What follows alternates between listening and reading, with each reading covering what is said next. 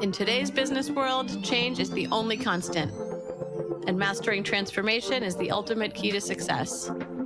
Welcome to Shift and Thrive. I'm your host, Natalie Nathanson.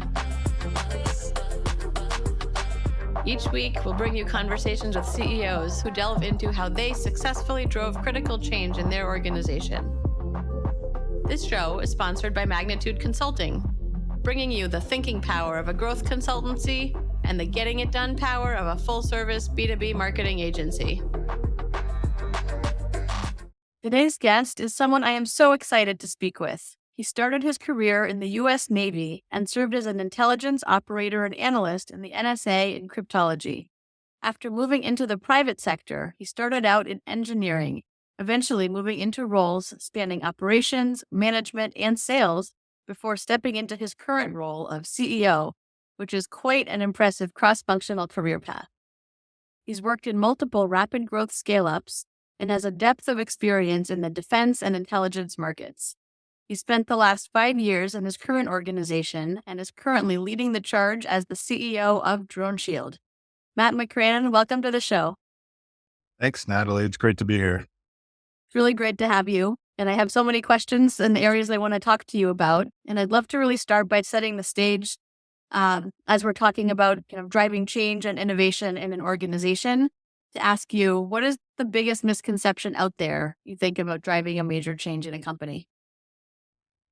Yeah, I think the right answer is probably different for different companies. No two changes or organizational transformations quite look the same.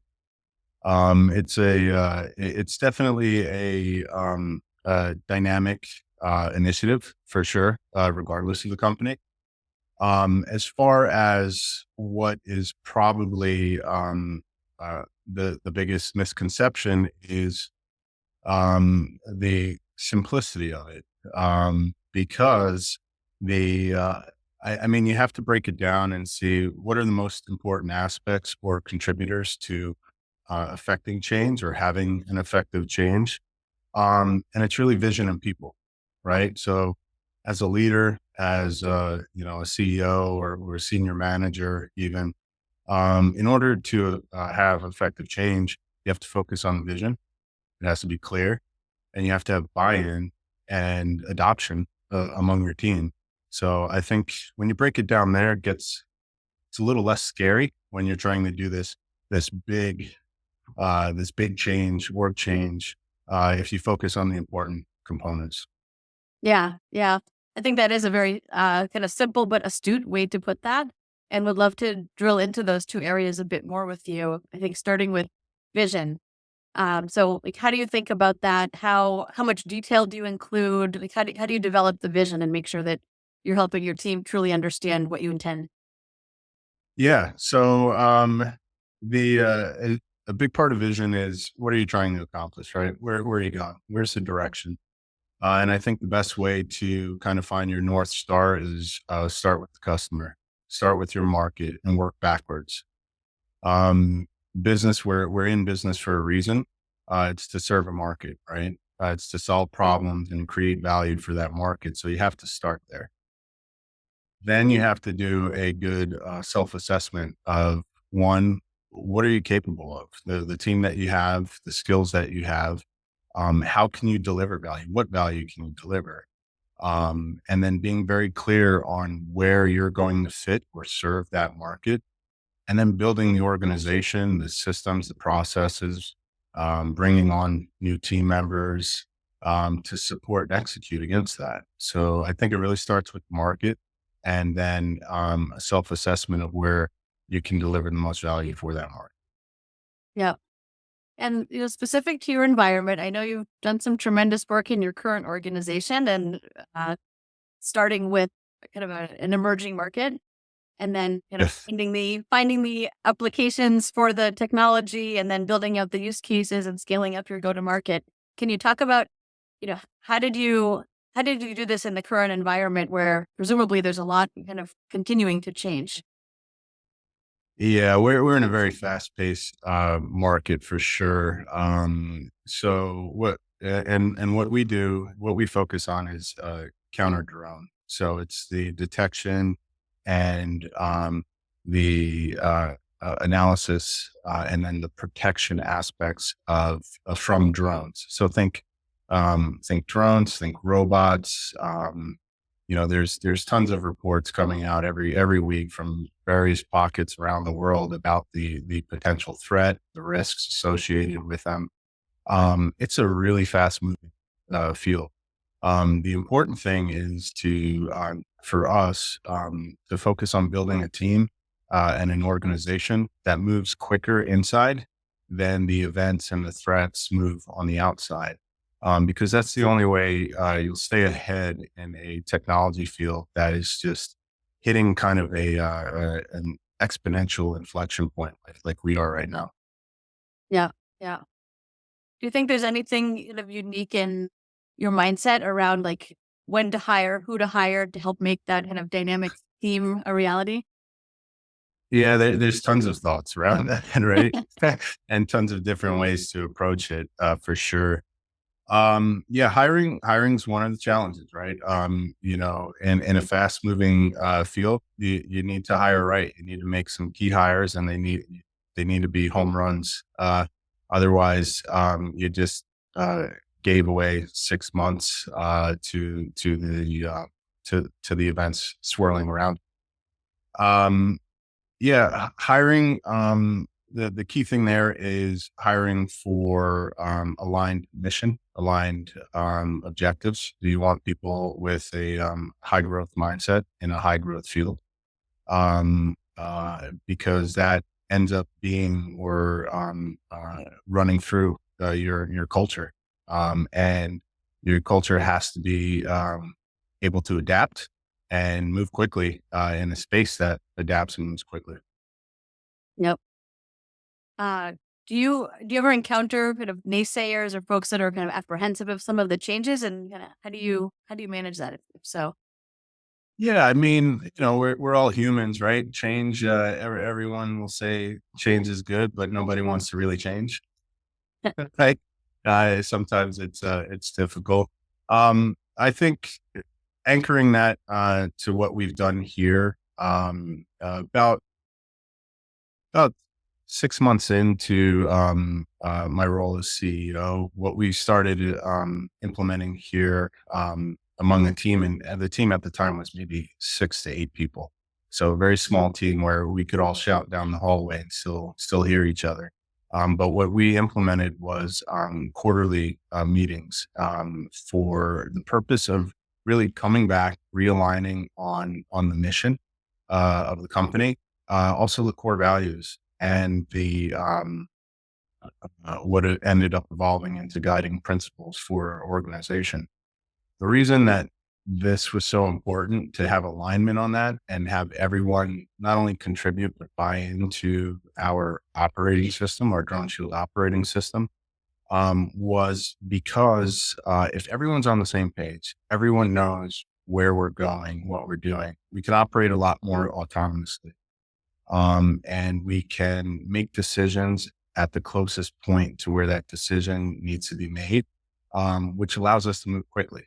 So going back to moving quicker inside the organization than the events in the market outside, it means empowering the team and making sure that they have the tools and the framework to be able to operate autonomously and own their area of business. This way, you remove the bottlenecks. So that was a key thing to do. And those quarterly meetings, coming together, realigning, those meetings are 4 hours sometimes. So it's a significant investment and contribution from all the team members. But it really helps everyone across the organization have that big picture, that full picture. So they understand, they have the context, they know what we're trying to do and what the team down the hallway is trying, but also why. So it helps them give them a decision lens in their own space of the business to make sure that we're all aligned and we're all running in the same direction. Right. Um, so quarterly has worked for us. We move very quickly, and if things start veering off or going off the rails, we can pull it back every 3 months and get realigned and feel good about where we're going and the forward momentum. Mhm. Is there anything specific you do around that cross-functional alignment? Like, is it purely in those quarterly meetings, or are there other things to make sure that everyone knows kind of what everyone else is working on that's relevant? Yeah, so on the quarterlies, what we do, each team, team lead and their teams discuss their goals for the quarter and reiterate their goals for the year to the rest of the team. So you have operations briefing, technology team, the tech team, the sales team, administrative team about what they're doing, some of the challenges they have that quarter, what they learned, lessons learned, and then also what their focus is for that next quarter. And the reason we do that is so when the different functions are asking or requesting information or some support, some help from different areas of the business, everyone understands why and can tie it back to, oh, I know what you're trying to accomplish. Yes, let me help you out. Or maybe I think I can give you a different resource that would help you get to where you want to go. So just that kind of communication. You can't ever over communicate. I think you definitely don't want to over talk, but you don't want to miss the opportunity to over communicate. And that's really reiterating what's important. Yeah. And I think to your point, like it's can be hard to remember to communicate and think of all the details relevant to share when you are moving fast, but all that Yeah. much more important to do so. Yeah, it certainly can. It definitely can. I think we have a shorthand speak here, and that's part of the culture. But that's also part of the onboarding, right? I mean, we have our own lingo, so we can talk quickly and be aligned with each other. Yeah, that served us well. It streamlines a lot of activities. Yeah. Yeah. I'm sure. Matt, I want to come back to something you talked about, kind of the concept of autonomy. And Mhm. I'm curious, um, you know, how much do you look to hire people who are already accustomed to kind of working with that much autonomy and kind of their role or their division versus is that something that you kind of encourage and instill kind of within your organization? Yeah, it's a really good question. It's both. To be honest, we have a healthy mix. We have a strong veteran presence, so a lot of people who have served in the military and law enforcement because that's the markets we serve. So they have that ingrained nature and understand how the customer acts, how to move quickly. We have others that are come from large organizations, large corporations where there wasn't as much autonomy, and that one of the things learned as far as evaluating talent is what we spoke about a little earlier is making sure that that growth mindset is there, making sure that somebody has that personal initiative to take on more responsibilities, kind of be curious, ask those right questions.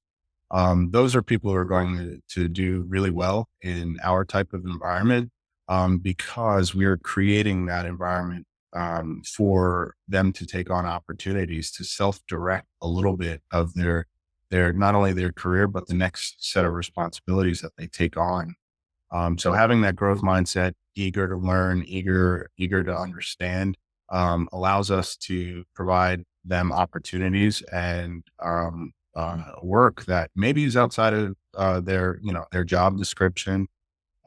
Maybe it's a little adjacent to what they're doing now, but it allows them the opportunity to grow themselves and contribute to the team. And you know, you want to support, you want to coach to make sure they have what they need. But at the end of the day, when the ownership is not only on the responsibility but the result, those people will shine. Yeah, I love that you said that. I too am a big proponent of growth mindset for myself and in our organization. And I always think of kind of the word yet is the one that you need to add whenever you might have something a bit negative to say, right? I don't know how we're going to do that yet. And Yeah, just that's good. yeah. Well, we know where I really crystallized on that is my son. I think when he was in kindergarten or first grade, they were teaching that actually in the school curriculum, and he came home talking about growth mindset, and they did such a nice job, like bringing it down to that age group. But that's certainly not something I learned when I was in school, and so I love that that's like Yeah. being instilled in kids from such a young age. Yeah, that's good to hear. Yeah, I definitely, there was no course on that when I went through school. Nope, nope.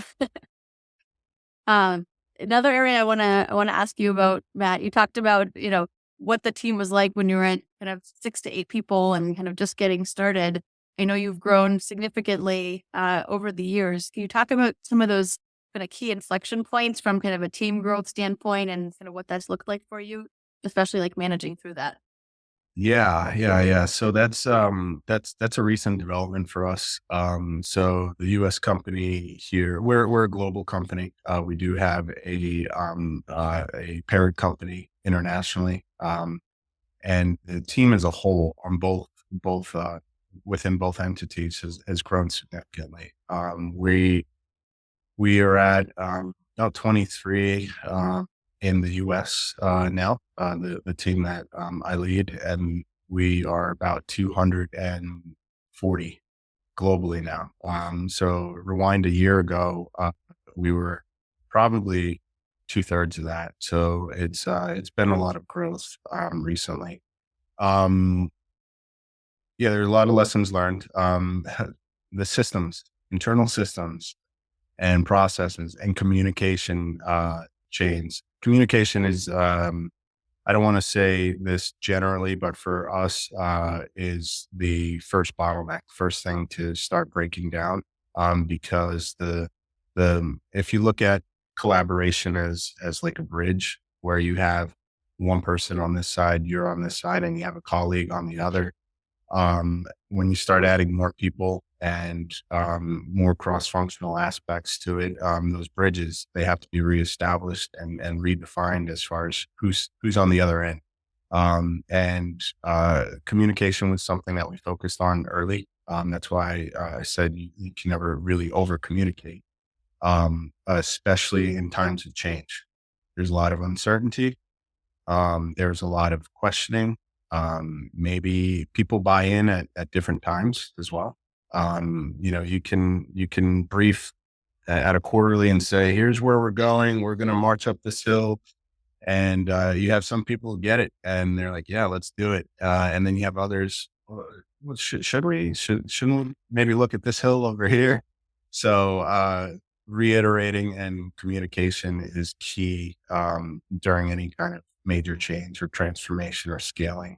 Well, I think another area you've touched on here around the team growth is kind of the U.S. entity versus the global entity. So I'm curious to hear a little bit more about that. Like, is there any kind of differences in the culture of the organization as a whole compared to the U.S. and kind of what does that look like given the U.S. has become such a big market for you? Yeah, so the US is the biggest market for our company globally, and a primary focus, obviously, for the team that uh, lives and works here. Our parent company is Australian based. They're based in Sydney, Australia. So culturally, as far as geographically, cultures are very closely aligned. When looking at it from a US entity perspective, you really couldn't find a better or more closely aligned culture than Australia. However, different functions of the business are broken up in across the two companies. So I think more of the challenges come with the functions of the business, where you have sales and customer support in one area, one time zone, one region, and you may have development, back end engineering, some manufacturing on the other side of the world. So you not only have the time zone challenges, you have the point of view and the mindset challenges of just different ways of thinking, right? From engineers to sales to operations. Hmm. Yeah. Are there any differences in kind of customer types or customer requirements across the different geographies that impact kind of what you need to do in the different regions? Yeah, slight differences, but there's a lot of similarities, more similarities than differences. When Our primary focus has been defense, federal agencies, law enforcement, and critical infrastructure. And a special operations community in the U.S. There's going to be a lot of similarities to one in Europe or one of the NATO countries. There are also airports, right? Airports, if you're looking at that from critical infrastructure and how to protect that, very similar in the U.S. towards other regions. The regulations may be different, the use of our technology, our solutions. There may be extra hurdles on one side of the world than the other. Um, but from a technology development standpoint and how to our approach to customer, it's very similar. Yeah. Yeah. And how do you talk about or think about that approach to the customer? I know the business is kind of matured a lot over the years that you've been involved. How do you think through kind of which customer requirements to listen to, when to kind of look at different markets? I guess kind of asking more about the go to market side of your company's growth. Yeah, that's a big part of not only setting the vision, but also finding from a younger company perspective, finding that product market fit. Um, I mean, you could chase a lot of different markets because it all sounds like they could use our technology. They might need something like this, but you have to kind of make a determination, decide who you serve, who are you in business to serve, and then build the organization to support that customer the best you can. And that can also be an extreme competitive advantage when you're built for, say 2 or 3 markets total. Like that's who we serve, and we are going to be the best at not only delivery and understanding their requirements, but customer service and support afterwards, as opposed to, we're chasing everybody who has a drone problem. That is now becoming almost everyone. So, you have to understand where you sit, and we decided early on, that it would be, military, who had the most mature requirements in our space, and we were, most intimately familiar with how they operate, some of the challenges that they have, and some of the federal agencies, and even state level government, that operate or have similar challenges and similar use cases. Mhm. And we built from there. That sounds really smart. Like you just mentioned, like having the most mature requirements and you knew the market was kind of a combination that you knew you were kind of well suited to serve.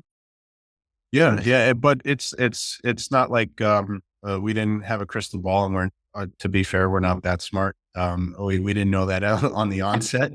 So you have to explore, you have to validate, you have to ask really good questions, of your customers, of the markets, and really understand, where you can fit and add the most value and what makes sense from a business standpoint.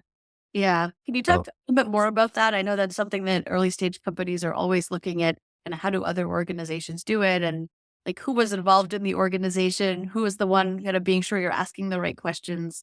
Talk a little bit through that, please. yeah, yeah, definitely. I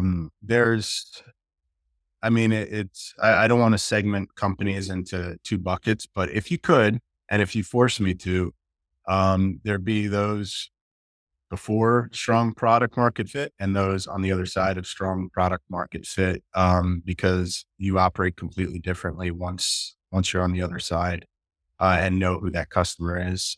Things really start speeding up. Whereas, prior to, it's a lot like we were just talking about, more exploratory, more information gathering, and you're really looking for data points to assess, as opposed to knowing and being able to set and execute on your plan. So yeah, I mean, product market fit, you have to get close again, going back to the customer. Start with the customer, identify who is your customer, and your product may not be what they need right now. But if that is your business and that is your market, you stay very close to them. You stay in front of them, on the side of them, or at the same table, wherever they'll let you sit. You stay with them, and you're genuinely curious and looking to apply the resources of your company, your business to solve their problems. And you're looking for that overlap. And if you're committed to it, you will, and you're able to adapt, pivot, or develop quickly. You will close that gap. And once you do, if you do it right, you have a customer for life that will keep you in the know on future requirements or challenges that they're having. And challenges that your customers have is opportunities for you to problem solve. So the more you can do that together with your customer, your market, the better shape your company and your growth prospects will be. Hmm. Yeah, that's really tremendous insight. So thank you for sharing that. And I can see where just having that mindset, like for me, like your leadership and the organization has really helped you guys become kind of the pioneers and leaders that you are in this space. I'm curious, like on that vein, like are there other things that you've done as an organization that really help you in that kind of market leadership role? Clear messaging. Again, starting with customer. What is it that they're talking about? What is it that they're concerned about? Need to hear, need to understand, and then communicating that. So now you're kind of taking a step back with the insights and knowledge that you've gained from, leaning forward into a market. And now you can talk to that broader market. Realistically, you want to meet the early adopters in your market. That's where you want to start. They're the ones that are most uh, open to trying new technologies, maybe are more interested in solutions or services that meet 70, 80% of their need, but aren't like a cookie cutter or turnkey type solution yet. But those are the ones, if they're the leaders in their space and they're the most uh,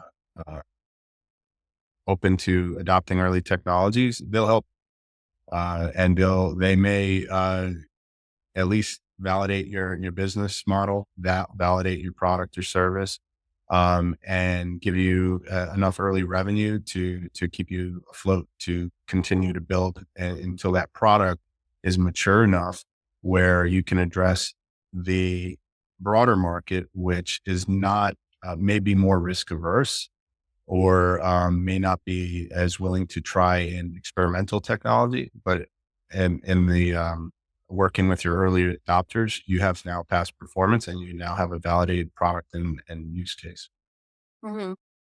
Yeah, I love that you brought up kind of messaging as an important part of that.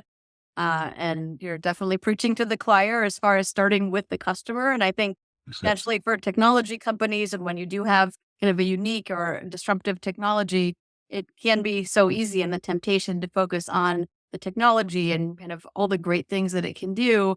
But oftentimes that's kind of at the expense of starting with the customer needs and what are their pain points and what does their kind of reality look like that you are trying to kind of help address. And I think it can be really easy to kind of miss the forest through the trees in that regard. And so it sounds like you guys have really kind of kept yourself very focused on make it all about the customer. yeah, again, I won't say we didn't make that mistake initially. I think a lot of tech companies do that. They start with the tech, and the difference between a cool project and a valuable business is the product market fit. So it's okay to start with tech, but you do have to make that shift in mindset once your tech is once you can show it to somebody in whatever state, is when you should be exploring the product market fit and working with those, identifying and then working with those early adopters. Yeah. Yeah. Very well said. As we're inching towards kind of the marketing realm, I know you recently brought on your first marketing leader. So I'm curious, Yes. ask a little bit like what went into that decision, kind of who to hire, what was the right timing to hire, like how are you thinking about that role? I know it's kind of a critical one. Yes. Yes. And you had the opportunity to meet Edith, and she's been doing great work. We So it starts with the customer again. I'll keep saying it, over communicating it. Um, And once you know that customer, now it's time to speak intelligently to that customer and then customers like those customers. And that's really where marketing is, throwing gasoline on that fire, which is good. So we have strong customer relationships. Now we're trying to get the word out there to others that we can support within those markets and then adjacent markets. And marketing is key for that. We refine our points. We talk a little cleaner, a little clearer, and we really understand the pain points and speak to the solution for those pain points. All of that's there, but marketing, if you do it well, makes it very clear for everybody. And it's important to meet different customers where they are. Some are have been looking at the same problem for years and are very knowledgeable and can teach us. There's others that are seeing this problem for the first time or have been tasked by people in their organization, their leadership, to go solve this problem. We don't really know, but it's something we need to address. And often the first step for customers like that is a Google search on like who's doing this in this space or who solves problems or has solutions like this, and then they'll reach out, and then that's more of an education level. You're meeting them at that. Okay, where are you? What are you seeing? What are you hoping to accomplish? And then here we can share with you what we understand about similar use cases, similar problems, and what maybe other customers have done to address that in their organization. But our marketing is the tool that allows you to have those intelligent conversations and add value at that level. Mhm. Yeah. I like the terminology you use, right? Adding more gasoline to the fire, right? So you've taken something great and that has been successful for you. And now how do you amplify it? How do you refine it?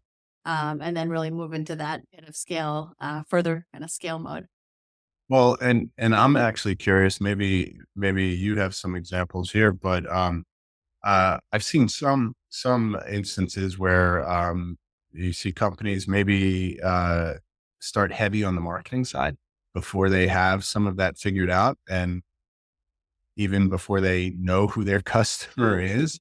And I mean, that to me that's almost um, it causes panic because you're going to create, more work discussions and all this stuff that maybe aren't relevant to your core, aren't aligned with your core objectives or uh, business or market. But I'm sure there's arguments to be made that you start with marketing and do a wide net and kind of market to several different types of end users, and then you use that almost as part of your validation and your vetting phase.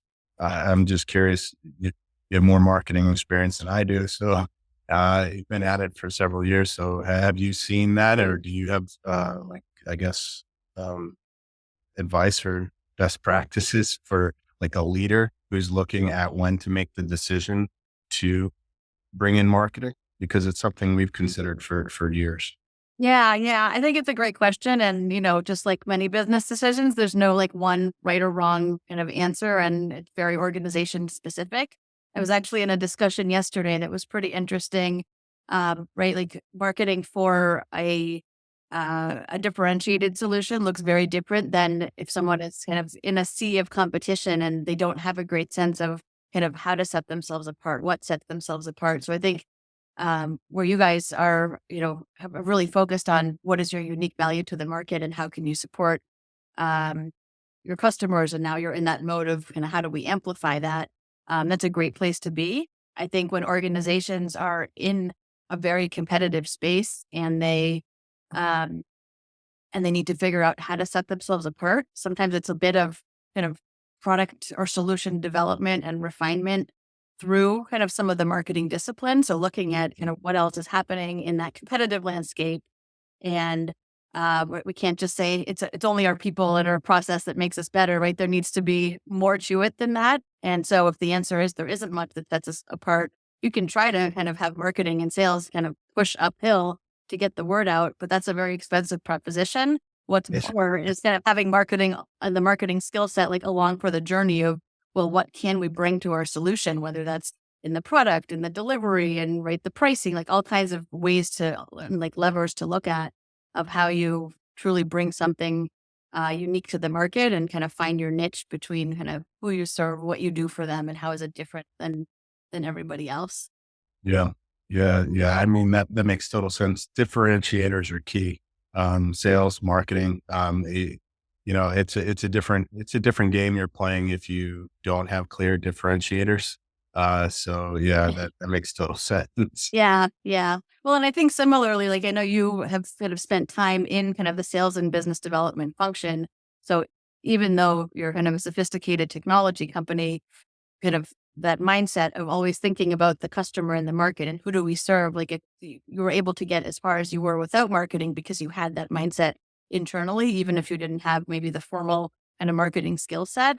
I think organizations that don't have that internal discipline, like there are things you can, whether you're bringing in a marketer internally or working with an outside person or firm, like going through that market analysis and where all the Mhm. places we could play and which of those markets are growing and shrinking and where can we bring the most unique value. You can kind of make some kind of educated hypotheses about which markets to focus on. You can do some early market testing campaigns. So when you're still in that like early product market fit, Mhm. um, there are ways to kind of bring that discipline internally um, to accelerate the process. Yeah. Yeah. It makes sense. Yeah, yeah. I want to shift gears a bit and ask a little bit more, Matt, about like what you're focused on currently. Can you talk about something that you're kind of most passionate or most excited about from your current efforts? Yeah. So we have we're on the tail end of a major scaling initiative due to our success in over the last couple of years. The demand has increased significantly. So teams of 10, 20, 30. You need to have a huge shift not only in mindset but resourcing, infrastructure to serve a much larger market when you become essentially a category leader. That's a huge job. Um, so for the last I'd say year or so, it's been for me personally, it's been a lot of internal focus and trying to set some of the objectives where we want to go, what we want to be able to accomplish, and by that I mean, you know, at at what volume, right? We were doing prototyping and proof of concepts and, small initial batch orders. Manufacturing was very limited manufacturing runs. When you all of a sudden need a 10 or 15x that, well, you need to be thinking completely different. So we got ahead of that a little bit, and it goes back to the vision aspect where when we were, say a $3 million company, we were already saying some of the processes that we're changing now, some of the things that some of the tools and the systems we're looking when we're evaluating those, put them through the lens of what if this was 10x? So what if the volume coming in was 10x, the number of customers was 10x? What if, the amount of support inquiries or inbound leads was 10x? What if we're going to make a change that supports that? Because we realized that we were in a rapidly growing field and there could be one or two inflection points where all of a sudden the game changes and it's like, well, we're flooded. And we never wanted to kind of drowned in our own success. That's a terrible, terrible feeling because it's like, we could have. But so we did some forward thinking for sure, and planned for the success and baby steps, right? You don't want to put yourself out there and hire 400 people because hey, 10x without 10x. But some of the littler decisions, some of the smaller decisions, like what systems to use for operations, how we're communicating, If there's all of a sudden 10 extra people on the team, what used to be you could meet with operations, tech, and sales in a single room with 4 people. Well, that's a lot different when each of those teams is 10 people. So just being cognizant of that and implementing those changes wherever we could, those 1% changes that accounted for larger growth was huge. Now we're coming to the tail end of that. So it's more, and this ties back into our marketing discussion. It's more, how do we make sure we solidify our position as this new category leader? How do we make sure that when customers who are more frequently thinking counter drone or asking about what are we doing about these drone problems or these unmanned systems, we're the first ones they think about. We're the first ones who are like, you need to talk to that team over there. So now it's really building on the success and solidifying our foundation, both internally and externally, and then getting the word out there about the good work that we're doing. I mean, our team impresses me so much. How they like just I'm shocked every day. I'm like, wow, that's a great idea. Oh, it's already implemented. Oh, we've been doing it for 2 weeks. That's amazing. So how do we focus on a lot of the good work happening here, and then also a lot of the value being delivered to our customers? And how do we get that word out? So from my standpoint now, with systems in place internally, I look externally a little bit more again, like I did in the earlier days, and focus on bringing attention and recognition and to the team and the work being done here. Mhm. Yeah, yeah. Well, it must be a very, kind of rewarding feeling to be at that point, and you've just kind of shored up all the things that have got you to here and now preparing for what's next, and I think, being that category leader and, having that, it's an exciting place to be, and then you can start to really think about, like, that thought leadership, as you say, to solidify your position in the market, right? Starting to talk to kind of industry analysts, putting that thought leadership out there so that those in your target market can truly benefit from it, and telling your customers success stories so that others in the market can benefit, and focusing on your brand and not only kind of chasing the demand gen and the lead generation, which is important, but there is also that kind of brand component, and who do you partner with and which industry events do you go to or think about hosting. And I think it is a very exciting place to be. Yeah, 100%. Couldn't agree more. It makes me think though that one thing that's important for maybe for the audience here, for your listeners, when we talk about change, we have to understand that that means you too. The role of the leader and the focus of the leader will need to change as well and need to evolve. Because I mean, at the end of the day, companies are they're ideas. It's not a living, breathing thing. It's an entity that represents um, uh, a group of people who have come together and collectively said, we want to go tackle this goal together. So when we talk about high growth companies, when we talk about transformation within companies, we're really talking about people within that company. Hyper growth companies are because internally your team, there's a significant amount of individuals that are collectively growing at a hyper scale. And the company is just a reflection of that. So we have to keep that in mind. That means the leader too.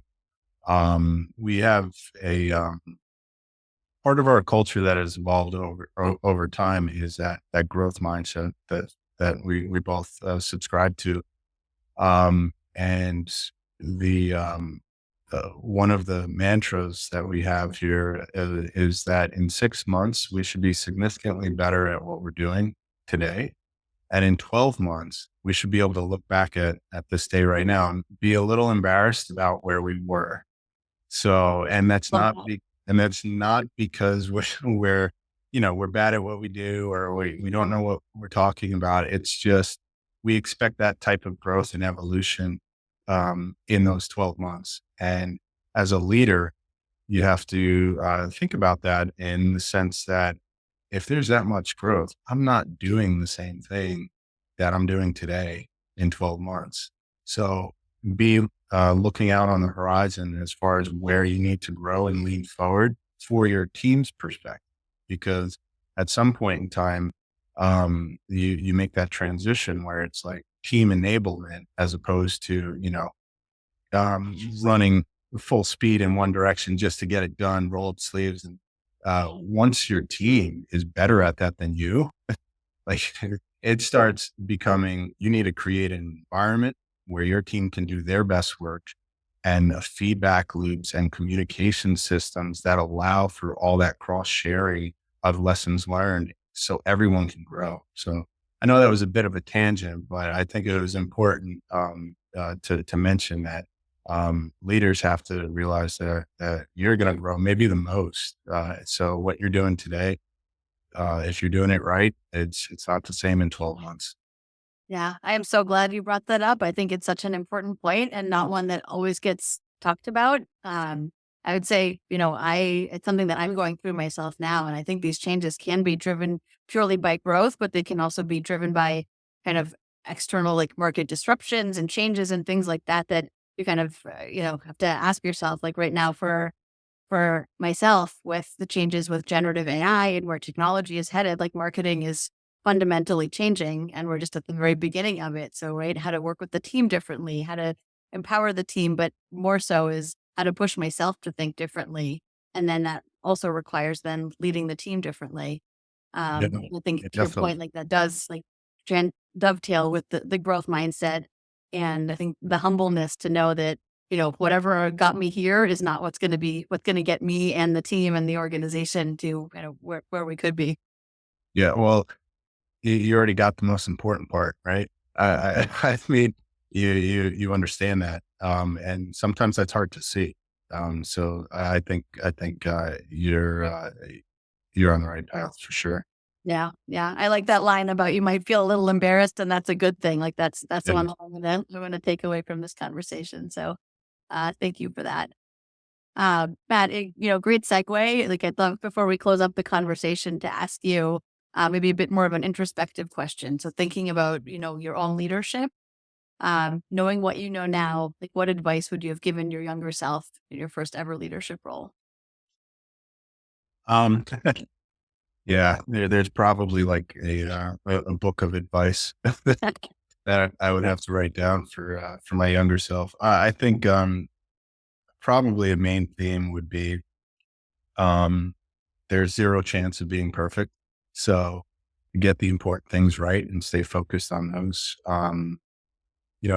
If you as a even from a junior manager perspective, first time manager, all the way to a leader of an organization, if you're focused on doing the right things for the right reasons, and you maximize the resources around you to accomplish that, um, there's gonna every industry is different, every company is different, every initiative creates new challenges and opportunities. So it's hard to give fixed advice, but if you have a good vision, you have a good North Star, you know what you want to do, you're doing the right thing, right reason, and you're committed to making the best decisions possible for your team and your customers, you're going to be all right.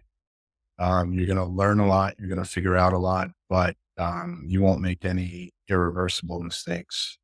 So I think that that's probably a high level and maybe a cop out, but I don't think you could go wrong with that. Yeah, yeah, I do love that. And I think that's very impactful. So a great place to wrap up the discussion. Matt, if people want to get in touch with you, how can they do that? Yeah, I probably LinkedIn. We have a pretty good presence. DroneShield is very active there. I'm active personally on there. Yeah, happy to connect with like minded people trying to do big things. And help if I can. Perfect, perfect. So Matt McCrann, you can look him up on LinkedIn. Company is droneshield.com.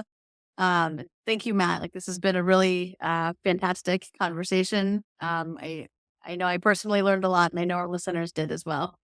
Awesome. I appreciate the opportunity, Natalie, and this was a great discussion for me too. So thank you for the invitation. Great to have you. And so if today's episode gave you, our listeners, any valuable insights, and I am totally sure that it did. Please share this with someone.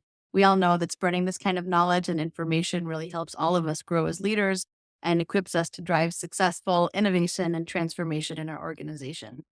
So thanks again, Matt. And this has been another great episode of Shift and Thrive. See you all next time. That's a wrap for this week's episode. For show notes and more, visit shiftandthrivepodcast.com. A special thank you to our sponsor, Magnitude Consulting, bringing you the thinking power of a growth consultancy and the getting it done power of a full-service marketing agency to help B2B companies fuel their growth. For more information on Magnitude and to get your complimentary transformation readiness assessment, visit magnitudeconsulting.com/getready. Thank you so much for listening. We'll see you next week.